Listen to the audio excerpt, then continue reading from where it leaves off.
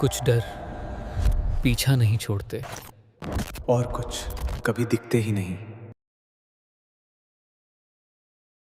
अगर आपका रिफ्लेक्शन आपसे पहले हिलने लगे तो समझ जाओ रात के 3:33 हो चुके हैं। रोहित ने एक रूल बना लिया था, 3:33 AM के बाद कभी मिरर में नहीं देखना, क्योंकि एक बार उसने कुछ ऐसा देखा था जो बिल्कुल नॉर्मल नहीं था।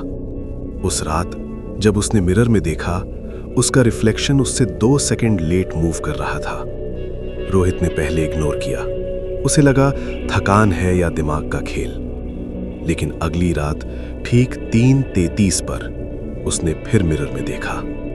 इस बार रिफ्लेक्शन ने ब्लिंक किया, रोहित ने ब्लिंक नहीं किया था। अब रोहित डर गया था। तीसरी रात उसने खुद टेस्ट करने का सोचा। क्लॉक ने जैसे ही 3:33 दिखाया, उसने धीरे से अपना हाथ उठाया, लेकिन मिरर में खड़ा रोहित हिला ही नहीं।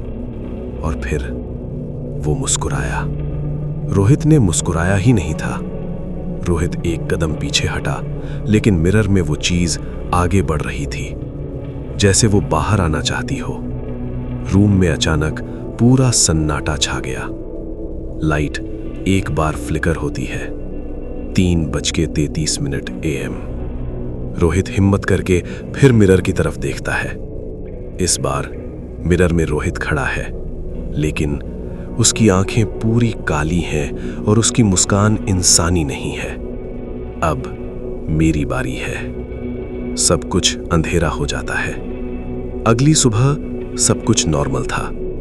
रोहित उठा, ऑफिस गया, लोगों से हंसा, बात की, जैसे कुछ हुआ ही नहीं। लेकिन एक चीज अब कभी गलत नहीं होती, उसका रिफ्लेक्शन हमेशा परफेक्टली सिंक में रहता है, क्योंकि अब वो असली रोहित नहीं है।